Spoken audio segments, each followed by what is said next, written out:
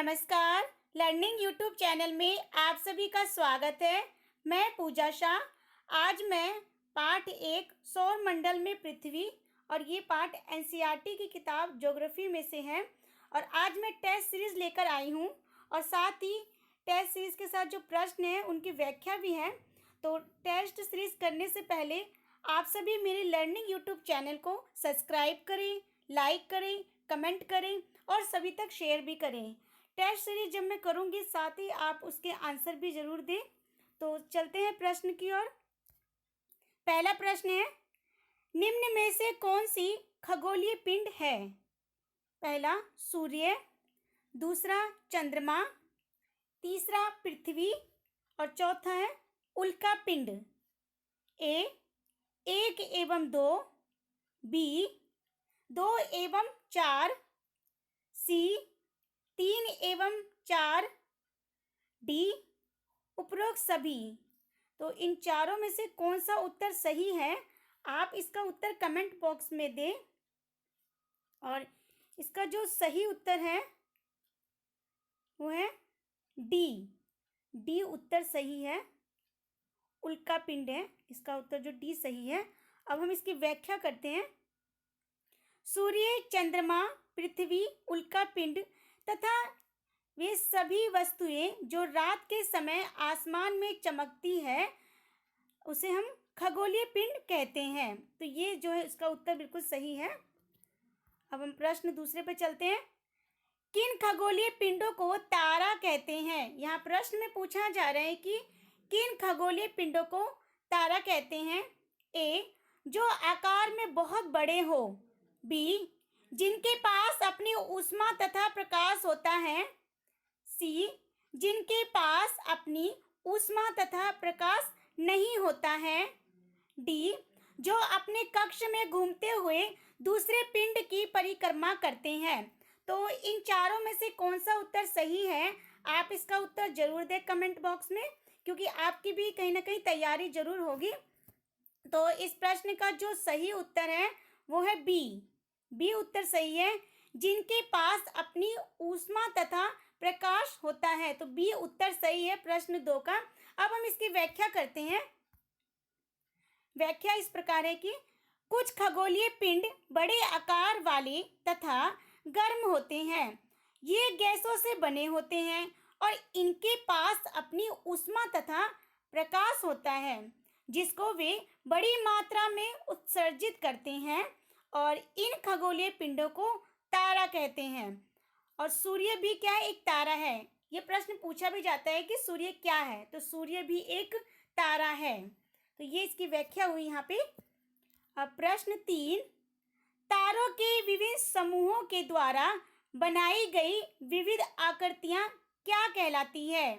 यहाँ पूछा जा रहा है कि जो तारों के जो विभिन्न समूह होते हैं उनकी जो विविध आकृतियां होती है वो क्या कहलाती है। ए आकाश गंगा, बी सौर मंडल, सी एंड्रोमेडा, डी नक्षत्र मंडल। तो इसमें से कौन सा उत्तर सही है? आप भी इसका उत्तर कमेंट बॉक्स में दें। इस प्रश्न का जो सही उत्तर है प्रश्न 3 का डी उत्तर सही है, नक्षत्र मंडल। अब हम इसकी व्याख्या करते हैं। रात्रि में आसमान की ओर देखते समय तारों के विभिन्न समूहों के द्वारा बनाई गई आकृतियां दिखाई देती हैं। इन्हें हम नक्षत्र मंडल कहते हैं। अब देखिए यहाँ पे जितने भी प्रश्न आ रहे हैं उनके साथ साथ व्याख्या भी हो रही है। अगर पूछा जाए कि नक्षत्र मंडल किसे कहते हैं तो प्रश्न के साथ जो 4 ऑप्शन है उसकी हम व्याख्या भी आपको बता रहे हैं। तो यहाँ पे यही बताया गया है कि रात्रि में जो आसमान की ओर जो देखते समय तारों के विभिन्न समूहों के द्वारा जो बनाई गई आकृतियां जो दिखाई देती है इन्हें हम नक्षत्र मंडल कहते हैं। तो ये यहाँ पे इसकी व्याख्या हुई। अब प्रश्न 4, अंतरिक्ष से संबंधित आर्सा मेजर या बिग बियर का संबंध किससे है? ए सौर मंडल, बी नक्षत्र मंडल, सी क्षुद्र ग्रह समूह, डी इनमें से कोई नहीं। तो इस प्रश्न का सही उत्तर है बी नक्षत्र मंडल। ये बी उत्तर सही है। अब हम इसकी व्याख्या करते हैं। आर्सा मेजर या बिग बियर, आर्सा मेजर या बिग बियर एक प्रकार के नक्षत्र मंडल है। बहुत आसानी से पहचान में आने वाला नक्षत्र मंडल सप्तऋषि, सप्तऋषि को कहते हैं 7 तारों का समूह। इसे क्या कहते हैं? 7 तारों का समूह नक्षत्र मंडल आर्सा मेजर का भाग है। तो ये यहाँ पे व्याख्या हुई। और इस जितने भी प्रश्न यहाँ पे पूछे जा रहे हैं सभी एनसीईआरटी की किताबों से ही प्रश्न का निर्माण है। प्रश्न 5, किन खगोलीय पिंडों को ग्रह कहा जाता है? यहाँ पे प्रश्न में पूछा जा रहा है कि जो खगोलीय पिंडों को ग्रह कहा जाता है तो कौन से वो खगोलीय पिंड है? जो आकार में बहुत बड़े हो, ए है ये। बी जिनके पास अपनी ऊष्मा तथा प्रकाश होता है। सी जिनके पास अपनी ऊष्मा एवं प्रकाश नहीं होता है। डी जिनका अपना गुरुत्वाकर्षण बल होता है। तो इन चारों में से कौन सा उत्तर सही है? जो प्रश्न 5 है उसका सही उत्तर है सी जिनके पास अपनी ऊष्मा एवं प्रकाश नहीं होता है। तो उसे हम कहते हैं खगोलीय पिंडों को ग्रह कहा जाता है। अब हम इसका जो विस्तार पूर्वक बताते हैं आपको। कुछ खगोलीय पिंडों में अपना प्रकाश एवं ऊष्मा नहीं होता है, वे तारों के प्रकाश से प्रकाशित होते हैं। ऐसे पिंड ग्रह कहलाते हैं। ग्रह जिसे अंग्रेजी में प्लेनेट कहते हैं, ग्रीक भाषा के प्लेनाइट से बना है और जिसका अर्थ होता है चारों ओर घूमने वाले। प्रश्न 6, निम्नलिखित कथनों पर विचार कीजिए। कथन 1 है, पृथ्वी एक ग्रह है तथा यह अपना संपूर्ण प्रकाश एवं ऊष्मा सूर्य से प्राप्त करती है। कथन 2 है, पृथ्वी सूर्य से दूरी के हिसाब से चौथा ग्रह तथा आकार में तीसरा बड़ा ग्रह है। उपरोक्त कथनों में से कौन सा कथन सत्य है? यहाँ पे बताना है कि कौन सा सही है। ए केवल एक, बी केवल 2, सी 1 और 2 दोनों, डी ना तो 1 और ना ही 2। तो इन चारों में से कौन सा उत्तर सही है? इस प्रश्न का सही उत्तर है ए उत्तर सही है। केवल एक सही उत्तर है। अब हम इसकी व्याख्या करते हैं। पृथ्वी जिस पर हम रहते हैं एक ग्रह है। यह अपना संपूर्ण प्रकाश एवं ऊष्मा सूर्य से प्राप्त करती है, जो कि पृथ्वी के सबसे नजदीक का तारा है। पृथ्वी को बहुत अधिक दूरी से देखने पर यह चंद्रमा की तरह चमकती हुई प्रतीत होंगी। तो मतलब कि इसमें कहा जा रहा है कि चंद्रमा की तरह चमकती हुई जो है प्रतीत होगी। और सूर्य से दूरी के हिसाब से पृथ्वी तीसरा ग्रह है तथा आकार में 5वां सबसे बड़ा ग्रह है। तो ये यहाँ पे इसकी व्याख्या हुई। प्रश्न 7, सूर्य से बढ़ती हुई दूरी के आधार पर ग्रहों का सही क्रम चुनिए। ए बुध, मंगल, शुक्र, पृथ्वी। बी शुक्र, मंगल, पृथ्वी, बुध। सी बुध, शुक्र, मंगल, पृथ्वी। डी बुध, शुक्र, मंगल, बुध, शुक्र, पृथ्वी, मंगल। तो इन चारों में से जो सही उत्तर है उसका चुनाव आप कीजिए।